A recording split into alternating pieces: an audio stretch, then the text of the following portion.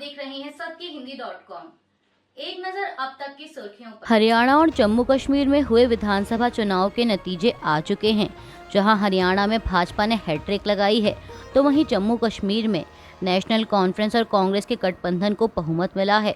बात करें सीटों की, तो हरियाणा की 90 विधानसभा सीटों में से बीजेपी 48, कांग्रेस 37, इंडियन नेशनल लोकदल 2 और बाकी बची 3 सीटें निर्दलीय के खाते में गई हैं। इसके अलावा जम्मू और कश्मीर की 90 विधानसभा सीटों में से नेशनल कॉन्फ्रेंस को 42, भाजपा 29, कांग्रेस 6, पीडीपी 3, सीपीआईएम 1, जम्मू और कश्मीर पीपल कॉन्फ्रेंस 1, आम आदमी पार्टी 1 और बाकी बची 7 सीटें निर्दलीय के खाते में गई हैं। चुनावी नतीजे आने के बाद राजनीतिक दलों की प्रतिक्रियाएं भी आने लगातार जारी हैं।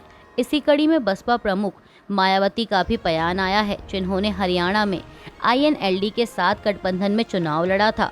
अब आईएनएलडी के खाते में तो 2 सीटें गई हैं, लेकिन पीएसपी का खाता नहीं खुल सका। इस पर प्रतिक्रिया देते हुए मायावती ने एक्स पर लिखा कि हरियाणा विधानसभा आम चुनाव बसपा और इनेलो ने गठबंधन करके लड़ा, किंतु आज आए परिणाम से स्पष्ट है कि जाट समाज के जातिवादी लोगों ने बसपा को वोट नहीं दिया, जिससे बसपा के उम्मीदवार कुछ सीटों पर थोड़े वोटों के अंतर से हार गए। हालांकि बसपा का पूरा वोट ट्रांसफर हुआ है।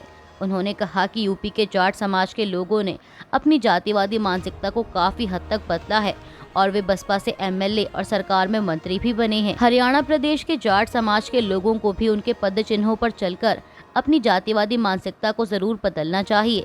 यह खास सलाह है। मायावती ने कहा कि बसपा के लोगों के पूरी दमदारी के साथ यह चुनाव लड़ने के लिए सभी का हार्दिक आभार प्रकट करती हूं और आश्वस्त करती हूं कि उनकी मेहनत बेकार नहीं जाएगी। लोगों को निराश नहीं होना है और ना ही हिम्मत हारनी है, बल्कि अपना रास्ता खुद बनाने के लिए तत्पर रहना है। नया रास्ता निकलेगा। हरियाणा और जम्मू कश्मीर विधानसभा चुनाव के परिणामों के बाद प्रधानमंत्री मोदी ने दिल्ली में भाजपा मुख्यालय पर कार्यकर्ताओं को संबोधित किया।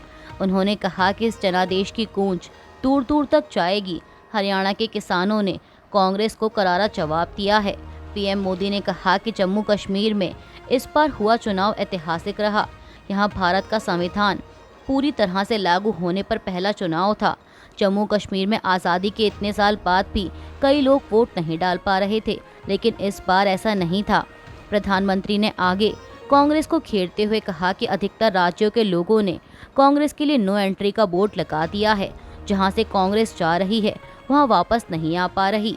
भाजपा ने कांग्रेस के कुशासन से मुक्ति दिलाई है, इसलिए गुजरात और मध्य प्रदेश की जनता 2 दशक से भी अधिक समय से अपना आशीर्वाद बनाए हुए है। उन्होंने कहा कि पहले कांग्रेस सोचती थी कि वो चाहे काम करे या ना करे, लोग तो उसको वोट देंगे ही, लेकिन अब कांग्रेस की पोल खुल चुकी है। हरियाणा के चुनावी नतीजों पर गढ़ी सांपला किलोई विधानसभा क्षेत्र से कांग्रेस उम्मीदवार भूपेंद्र सिंह हुड्डा ने एएनआई से बातचीत के दौरान कहा है कि हम जांच करेंगे, क्योंकि हम बहुत सीटों से थोड़े थोड़े वोट से हारे हैं और कई जगह से शिकायतें मिली हैं। हम इस मुद्दे पर चुनाव आयोग से मिलेंगे और बात करेंगे। उन्होंने कहा कि हरियाणा विधानसभा चुनाव का परिणाम आश्चर्यचकित करने वाला है। हरियाणा विधानसभा चुनाव में करारी हार के बाद कांग्रेस ने मंगलवार को महाराष्ट्र के अपने सहयोगियों को याद दिलाया कि वह राज्य में लोकसभा चुनाव में नंबर 1 पार्टी थी। कांग्रेस महासचिव जयराम रमेश की यह टिप्पणी शिवसेना यूबीटी नेता प्रियंका चतुर्वेदी के एक बयान पर सवाल किए जाने पर आई है, जिसमें उन्होंने कहा था कि भाजपा के साथ सीधी लड़ाई में कांग्रेस कमजोर पड़ रही है। अब कांग्रेस नेता ने इस पर प्रतिक्रिया देते हुए कहा कि महाराष्ट्र में मैं याद दिलाना चाहता हूं कि लोकसभा चुनाव में कांग्रेस पहले स्थान पर थी और गठबंधन धर्म यह है कि हम मुद्दों पर आपस में चर्चा करें, मीडिया के माध्यम से नहीं। आपको बता दें कि हरियाणा में मिली हार के बाद कांग्रेस को मंगलवार को इंडिया ब्लॉक के सहयोगियों से महाराष्ट्र, झारखंड और दिल्ली में अगले चरण के विधानसभा चुनावों से पहले अपनी चुनावी रणनीति पर पुनर्विचार करने की सलाह मिली है। पीटीआई की रिपोर्ट के मुताबिक हरियाणा में कांग्रेस के साथ गठबंधन करने के इच्छुक आम आदमी पार्टी के नेताओं ने कहा कि हाल के चुनावों से सबसे बड़ी सीख यह मिली है कि किसी को अति आत्मविश्वासी नहीं होना चाहिए और साथ ही उन्होंने विधानसभा चुनावों के लिए कांग्रेस की रणनीति पर सवाल उठाए। बता दें कि इसी कड़ी में उद्धव ठाकरे के नेतृत्व वाली शिवसेना यूबीटी और सीपीआई ने भी विधानसभा चुनावों के लिए कांग्रेस की रणनीति पर सवाल उठाए हैं। पश्चिम बंगाल सरकार ने कल मंगलवार को दक्षिण 24 परगना जिले के कुलतली में 10 वर्षीय बच्ची के कथित बलात्कार और हत्या के मामले की जांच के लिए एसआईटी के गठन की घोषणा की है। एक अधिकारी द्वारा यह जानकारी दी गई। उन्होंने बताया कि एसआईटी का नेतृत्व बरुईपुर के एसपी पलाश चंद्र ढाली करेंगे। अधिकारी ने कहा कि हम स्थानीय लोगों को न्याय सुनिश्चित करने और इस अपराध के लिए जिम्मेदार लोगों को दंडित करने की अपनी प्रतिबद्धता का आश्वासन देना चाहते हैं। उत्तराखंड में समान नागरिक संहिता पर उत्तराखंड यूनिफॉर्म सिविल कोड मसौदा समिति के अध्यक्ष शत्रुघ्न सिंह ने कहा कि यूसीसी को राज्य विधानसभा ने 8 महीने पहले पारित कर दिया था। उसके बाद नियम बनाने वाली समिति का गठन किया गया, जिससे अपेक्षा की गई थी कि यह समिति संहिता के प्रभावी क्रियान्वयन के लिए नियम बनाएगी। समिति की आखिरी बैठक फरवरी के आखिरी सप्ताह में आयोजित की गई थी। उन्होंने बताया कि कल नियमों को अंतिम रूप दिया गया है और अब नियमों को सीएम के सामने पेश किया जाएगा। ये नियम जन केंद्रित हैं। कांग्रेस नेता अशोक गहलोत ने कल मंगलवार को राज्य की भाजपा सरकार पर निशाना साधते हुए कहा कि राजस्थान के मुख्यमंत्री भजनलाल शर्मा की अपनी पार्टी भाजपा के लोग राज्य में पार्टी की सरकार को सर्कस कह रहे हैं। गहलोत ने शर्मा की एक टिप्पणी के जवाब में यह बात कही। उन्होंने कहा कि मैंने उन्हें नीचा दिखाने के लिए नहीं कहा। मैं यह नहीं कह रहा कि यह एक सर्कस है।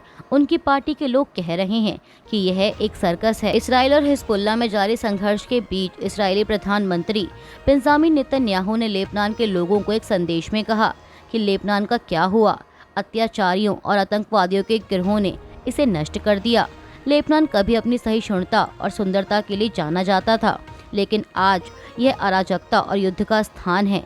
इसराइल 25 साल पहले लेबनान से हट गया था, लेकिन जिस देश ने वास्तव में लेबनान पर विजय प्राप्त की वह इसराइल नहीं बल्कि ईरान है।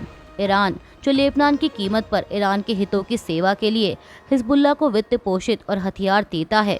नेतन्याहू ने कहा कि आप लेबनानी लोग एक महत्वपूर्ण चौराहे पर खड़े हैं। यह आपकी पसंद है। आप अपने देश को शांति और समृद्धि के रास्ते पर वापस ला सकते हैं। अभी के लिए बस इतना ही। बाकी की खबरों के लिए जुड़े रहिए सत्य हिंदी.com के साथ।